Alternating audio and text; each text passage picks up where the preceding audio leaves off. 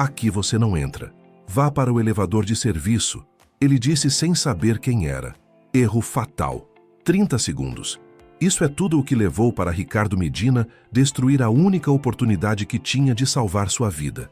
30 segundos de arrogância que lhe custariam sua carreira, seu casamento e a última gota de respeito que lhe restava. E o pior de tudo é que ele nem sequer viu isso chegando, porque o homem que acabava de humilhar não era quem ele pensava, nem perto disso. Naquela manhã de quinta-feira, Carlos Menezes entrou no saguão do edifício residencial mais exclusivo da região. 68 anos, roupa simples, uma maleta de couro gasta que havia pertencido a seu pai. Nada em sua aparência revelava quem ele realmente era, e essa era exatamente a razão pela qual ele andava assim, para ver quem merecia seu respeito e quem só merecia uma lição. Pressionou o botão do elevador. As portas começaram a se abrir, mas uma voz o deteve. Com licença, este elevador não é para o senhor. Carlos levantou a vista. Um homem de terno impecável o olhava como se fosse lixo. Ao seu lado, uma mulher mais velha sorria com satisfação diante da humilhação. E atrás, uma mulher mais jovem apertava os lábios, desconfortável, mas muda. O elevador de serviço está no fundo. É lá onde deve ir gente como o senhor. Gente como você. Ricardo Medina não sabia que aquele homem humilde assinava cheques que ele não poderia pagar nem em 10 vidas. Não sabia que ele era dono de 72 propriedades, incluindo o apartamento onde Ricardo vivia como inquilino, com 3 meses de aluguel atrasado. Não sabia que Carlos havia passado as últimas 3 semanas procurando um advogado íntegro para um cargo de R$1 milhão por ano, um cargo que teria salvado Ricardo da ruína financeira que o estava sufocando. Mas Ricardo estava ocupado demais se sentindo superior, cegado demais por sua própria arrogância.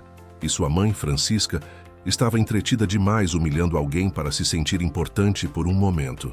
Enquanto isso, Laura, a esposa de Ricardo, sentia como algo se rompia dentro dela. Mais uma vez, como toda vez que seu marido demonstrava quem ele realmente era. Carlos olhou para Ricardo em silêncio, depois para Francisca, finalmente para Laura. E naquele momento, tomou uma decisão que mudaria tudo. Porque Carlos não era o tipo de homem que buscava vingança, mas sim o tipo de homem que deixava que as consequências fizessem seu trabalho. E as consequências estavam prestes a chegar, como um tsunami. Espere um momento. Antes de continuar, preciso de você. Se você quer descobrir como a arrogância deste homem vai mudar o destino de todos aqui, aperte curtir agora mesmo. Inscreva-se, porque o desfecho desta história não é de forma alguma o que você imagina. Me diga nos comentários de onde você está nos assistindo, e se você sempre acompanha este canal, escreva "Sempre estou ouvindo", para saber que você está aqui comigo. Acredite, o que está prestes a ocorrer vai virar tudo de cabeça para baixo. Carlos deu um passo para trás, sem dizer uma palavra. Observou como as portas do elevador se fechavam diante dele, levando Ricardo, Francisca e Laura para os andares superiores. O sorriso de satisfação no rosto de Francisca foi a última coisa que viu antes que as portas metálicas se juntassem completamente. O porteiro do edifício, um homem chamado Ernesto Branco, que trabalhava lá há 15 anos, havia presenciado toda a cena de sua mesa. Levantou-se rapidamente com o rosto vermelho de vergonha. "Senhor Menezes, eu lamento muitíssimo. Deveria ter intervido, deveria ter dito quem o senhor é." Carlos levantou uma mão com calma. "Não se preocupe, Ernesto. Você fez bem em não dizer nada." Ernesto o olhou confuso, mas Carlos já caminhava em direção ao elevador de serviço, aquele elevador que, segundo Ricardo, era seu lugar. Pressionou o botão e esperou. Quando as portas se abriram, subiu até o andar 19, o andar dos escritórios administrativos, o andar que muito poucos residentes sabiam que existia. Enquanto isso, no apartamento do 8º andar, Ricardo acabava de fechar a porta com um golpe seco. Sua mãe, Francisca, se acomodou no sofá como se fosse sua própria casa. Laura foi direto para a cozinha sem dizer palavra. "Viu isso, filho?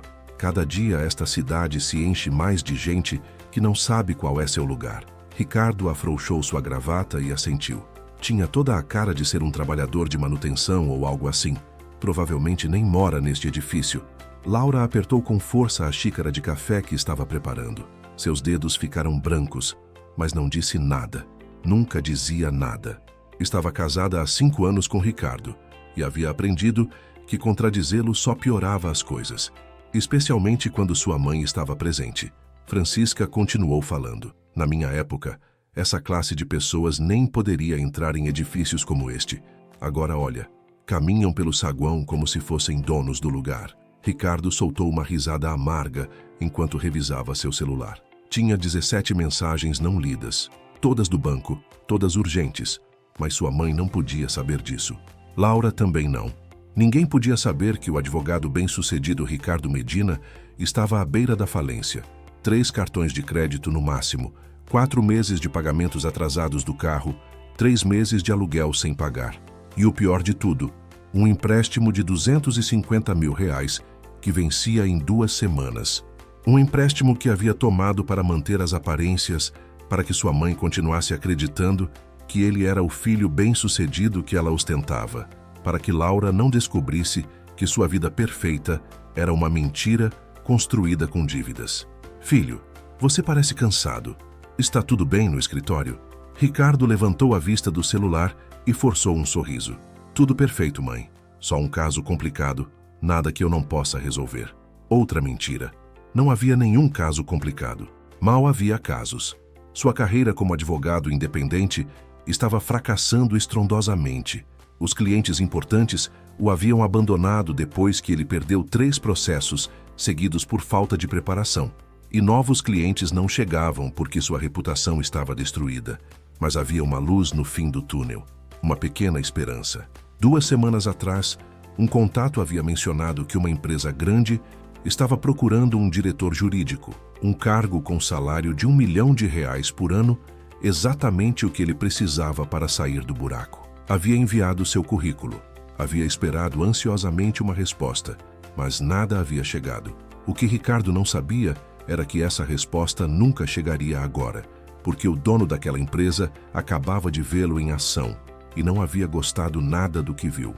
No 19º andar, Carlos entrou em seu escritório particular, um escritório que poucos conheciam. Sobre sua mesa havia uma pasta, a pasta que sua assistente Beatriz Salazar havia preparado 3 dias atrás. Continha 5 nomes, 5 advogados candidatos para o cargo de diretor jurídico da Menezes Corporativo, sua empresa de investimentos imobiliários. Carlos abriu a pasta e passou as folhas até chegar à 3ª. Lá estava, Ricardo Medina, 35 anos, especializado em direito corporativo, experiência em litígios comerciais, referências mistas. O currículo era decente, não brilhante, mas decente. Carlos havia planejado entrevistá-lo naquela mesma semana. Havia planejado. Passado. Pegou uma caneta vermelha e traçou uma linha grossa sobre o nome de Ricardo. Depois escreveu na margem 2 palavras: caráter questionável. Beatriz entrou no escritório com uma xícara de chá. Senhor Menezes, a reunião com os investidores é em 2 horas. Precisa revisar algo? Carlos fechou a pasta. Beatriz, esse candidato, Ricardo Medina. Descarte-o. Beatriz levantou as sobrancelhas surpresa. Trabalhava há 12 anos com Carlos e nunca o havia visto descartar alguém sem nem ao menos entrevistá-lo. Posso perguntar por quê, senhor? Carlos se recostou em sua cadeira. Acabei de conhecê-lo. Não é o tipo de pessoa que precisamos. Beatriz assentiu e anotou em seu tablet. Entendido. E quanto aos outros candidatos? Há um que me interessa especialmente. Victor Palacios. Agende uma entrevista com ele para amanhã.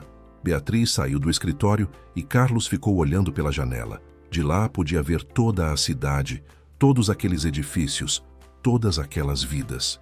E pensou em algo que seu pai lhe havia dito há mais de 40 anos, quando ele era apenas um jovem que começava do zero. Filho, o dinheiro pode te comprar um terno caro, mas não pode te comprar classe. E a classe se vê em como você trata quem não pode te dar nada em troca. Carlos havia crescido pobre, muito pobre. Havia trabalhado como carregador, como pedreiro, como fosse necessário. Havia economizado cada centavo, havia investido com inteligência e havia construído um império imobiliário, sem esquecer nunca de onde vinha. Por isso andava com roupa simples, por isso carregava aquela maleta velha que havia sido de seu pai. Por isso, nunca ostentava o que tinha. Mas o que acabava de acontecer naquele elevador lhe havia lembrado algo importante. Havia lhe lembrado porque era tão cuidadoso ao escolher com quem fazia negócios.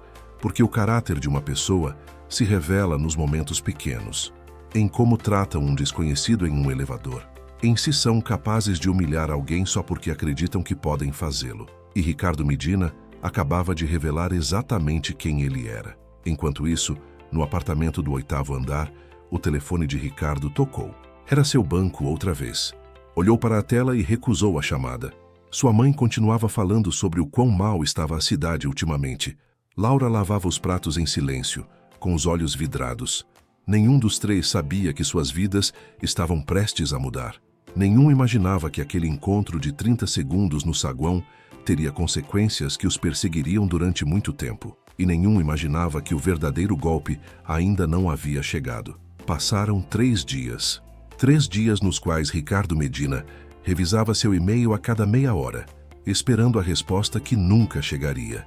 3 dias nos quais Laura preparava o café da manhã, almoçava sozinha e jantava em silêncio, enquanto seu esposo fingia ler documentos que já não existiam. 3 dias nos quais Francisca visitava o apartamento cada manhã para lembrar ao filho o quanto estava orgulhosa dele.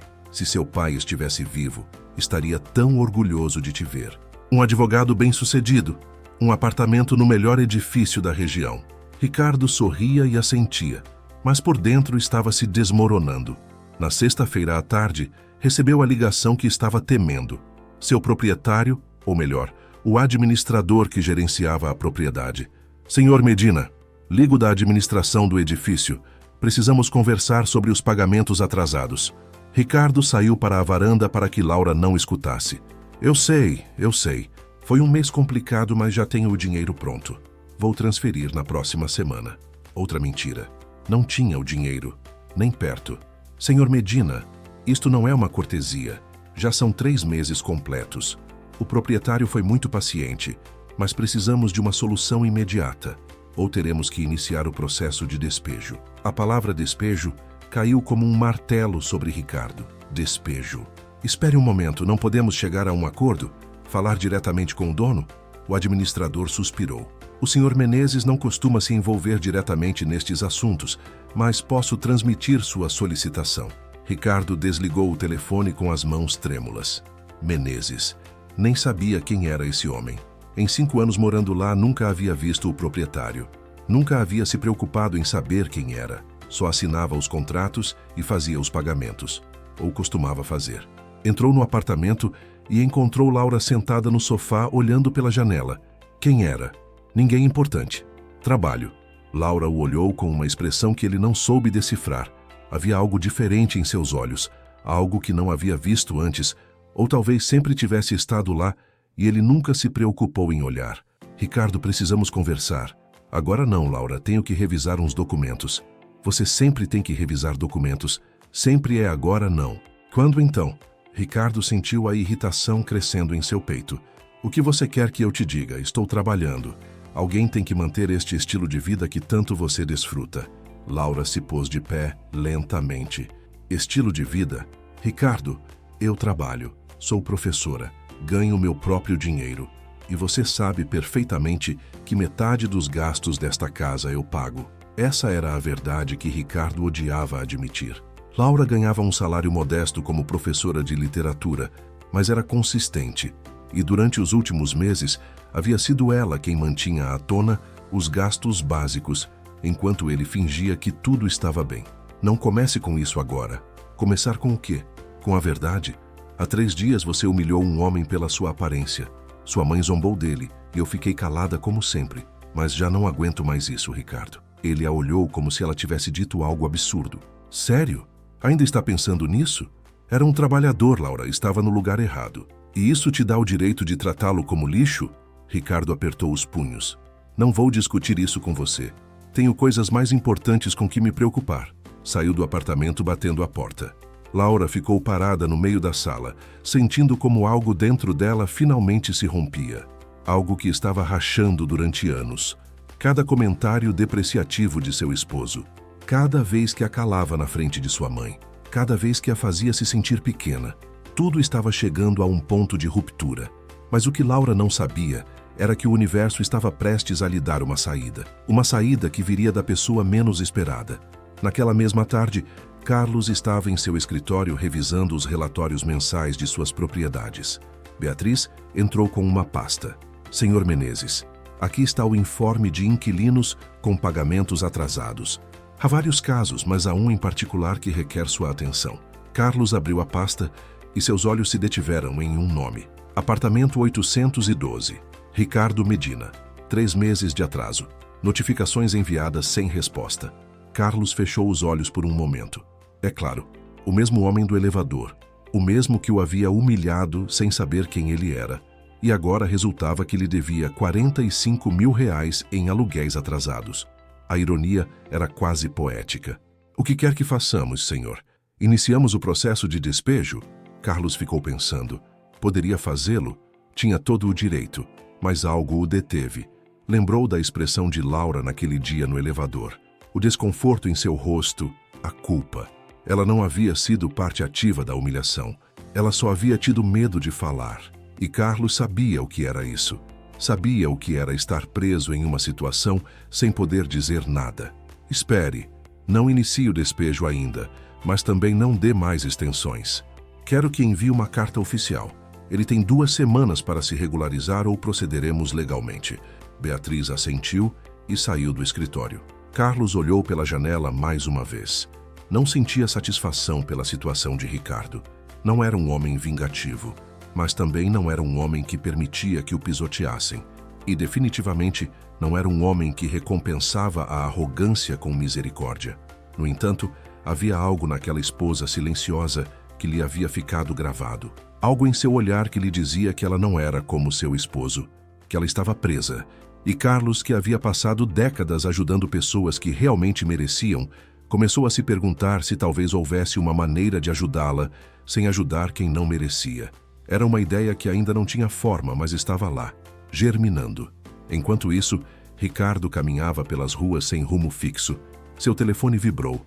Outra mensagem do banco. Ignorou a notificação e continuou caminhando. Não tinha ideia de que em 2 semanas sua vida mudaria para sempre.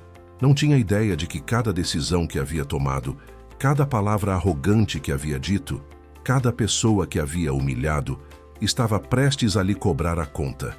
E quando tudo desmoronasse, não poderia culpar ninguém mais que a si mesmo. 2 semanas passaram como um sussurro. 2 semanas nas quais Ricardo Medina parou de dormir bem.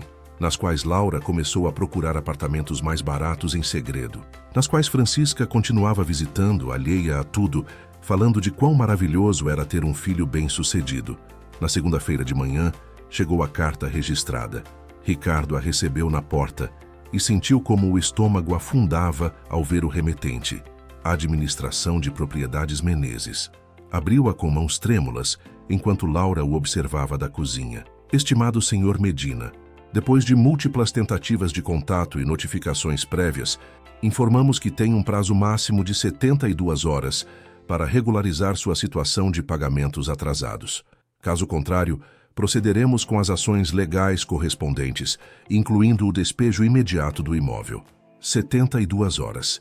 3 dias. Ricardo fez cálculos rápidos em sua cabeça.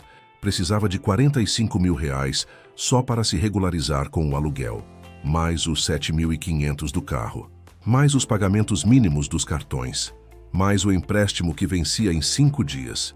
No total, precisava de quase R$100 mil. Poderia mais facilmente conseguir 100 milhões. O que diz a carta? A voz de Laura o tirou de seus pensamentos.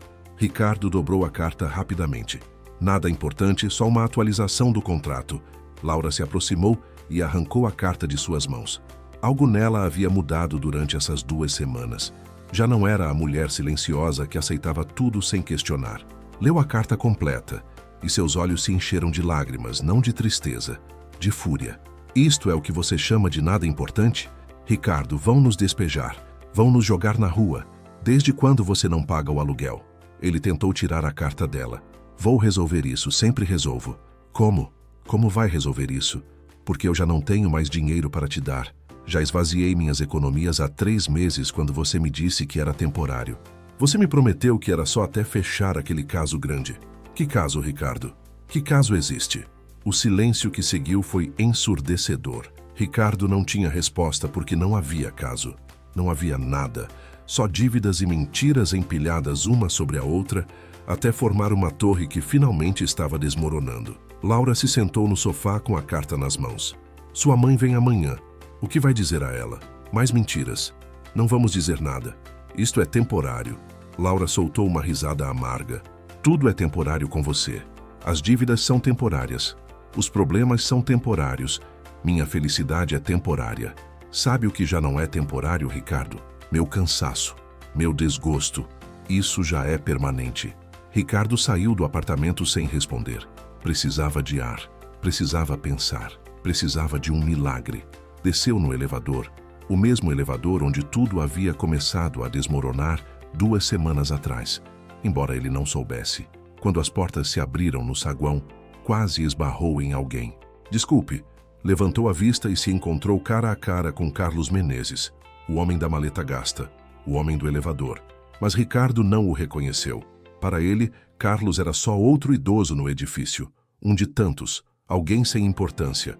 Carlos, por outro lado, o reconheceu perfeitamente.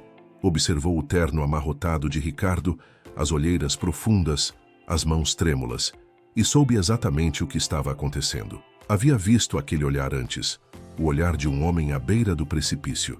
Está bem, jovem? Ricardo piscou surpreso que um desconhecido lhe falasse. Sim, estou bem, obrigado. Mentiu automaticamente. Era a única coisa que sabia fazer ultimamente. Carlos assentiu e seguiu seu caminho para o elevador, mas enquanto as portas se fechavam, observou Ricardo sair do edifício com os ombros caídos, derrotado. E naquele momento, Carlos tomou uma decisão. Não ia ajudar Ricardo. Esse homem precisava enfrentar as consequências de suas ações. Mas Laura era outra história. Ela não merecia afundar junto com ele. Carlos subiu ao 19º andar e chamou Beatriz a seu escritório. Preciso que investigue algo. Laura Valejo Medina, esposa de Ricardo Medina. Quero saber onde trabalha, qual é sua situação atual, tudo o que puder encontrar. Beatriz o olhou curiosa, mas não fez perguntas.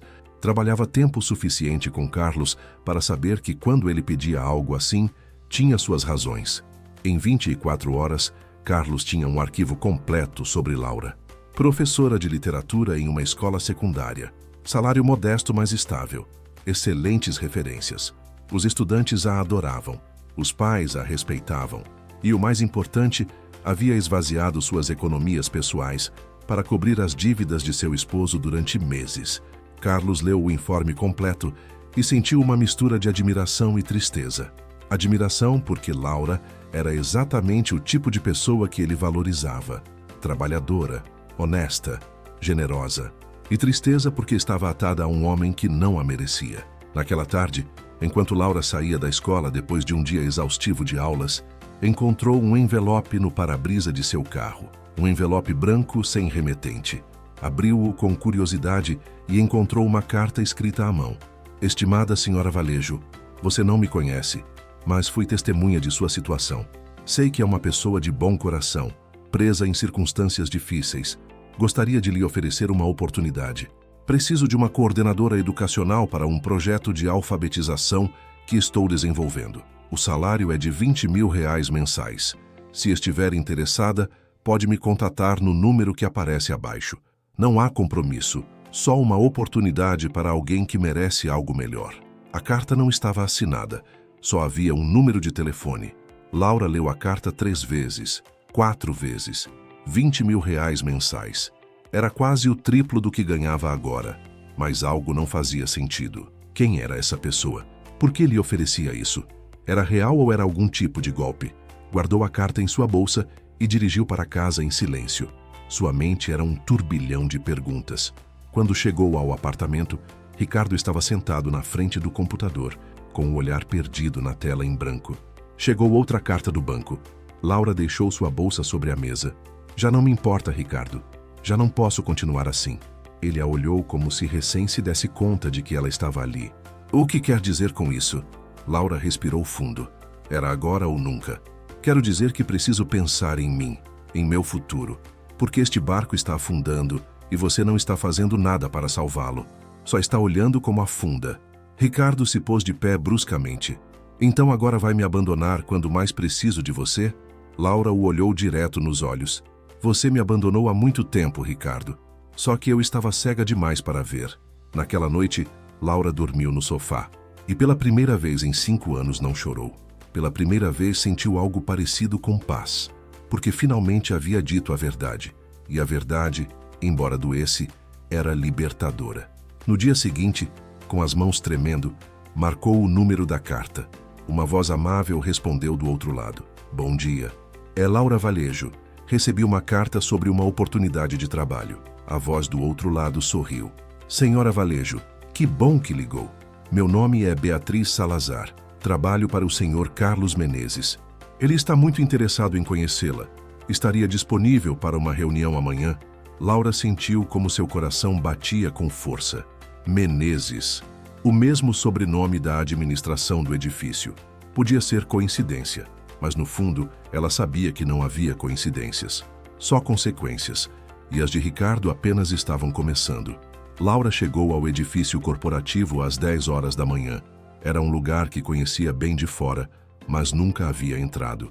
O saguão era elegante, mas não ostensivo. Funcional. Sério. Aproximou-se da recepção e deu seu nome. A senhorita Salazar está te esperando no 19º andar. Quando o elevador se abriu no andar indicado, Beatriz a recebeu com um sorriso caloroso. Era uma mulher de uns 40 anos, com uma presença profissional mais amável. Senhora Valejo, que prazer conhecê-la. Por favor, me acompanhe. Caminharam por um corredor até chegar a um escritório com vista panorâmica. E lá, de pé, junto à janela, estava o homem da maleta gasta.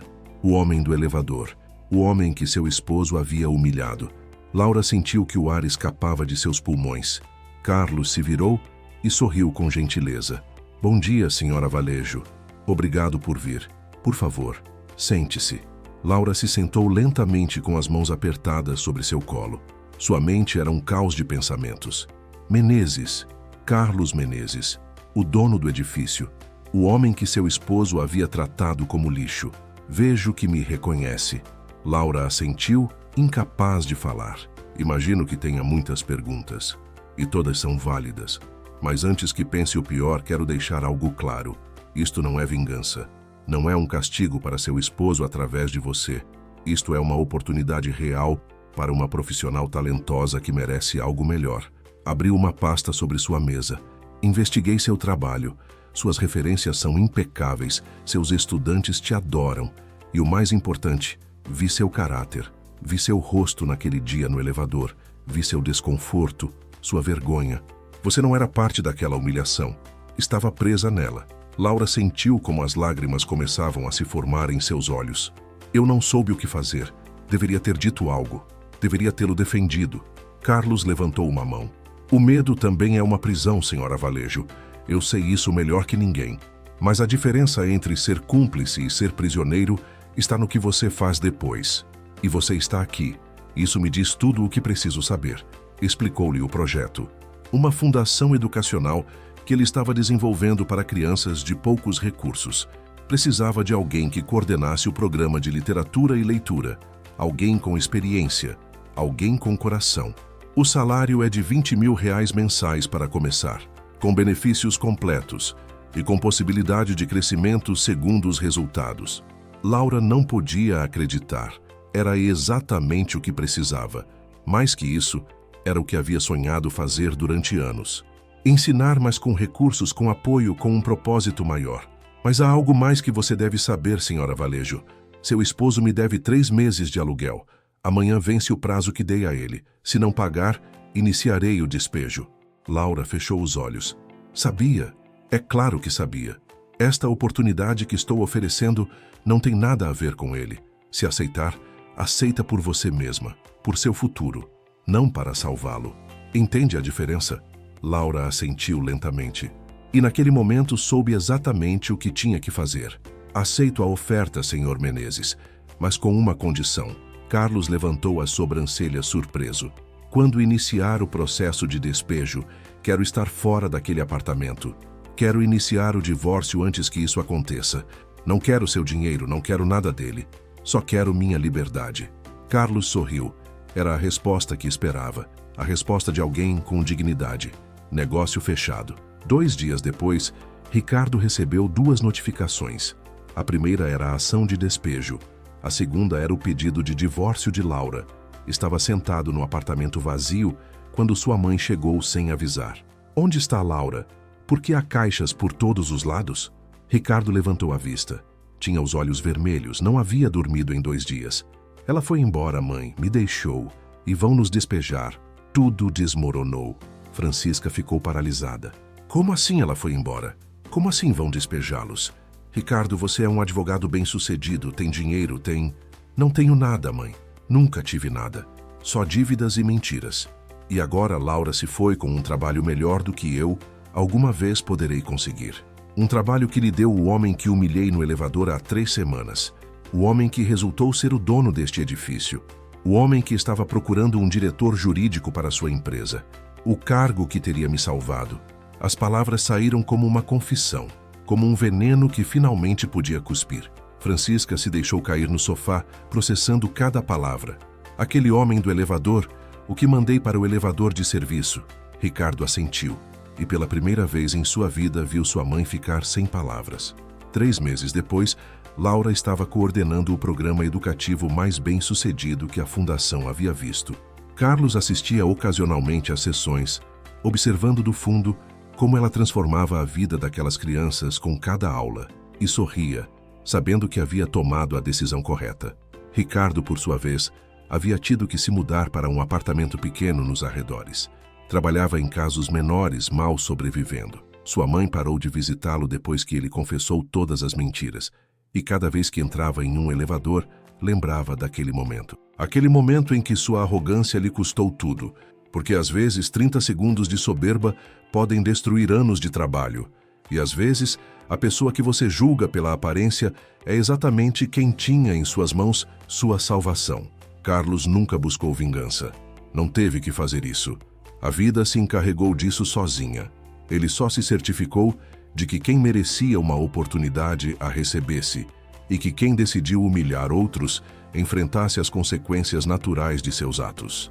Porque no final o verdadeiro poder não está no terno que você usa ou no edifício onde mora. Está em como você trata as pessoas quando acredita que ninguém está olhando. E isso, nenhum dinheiro pode comprar. Se esta história fez você refletir, aperte esse botão de curtir agora mesmo. Sério, ajuda muito o canal a continuar criando histórias originais como esta, não copiadas de nenhum lugar. Inscreva-se para não perder as próximas histórias que farão você pensar e escreva nos comentários "Cheguei até o final", para que eu saiba que você ouviu a história completa. Obrigado por estar aqui. Nos vemos na próxima história.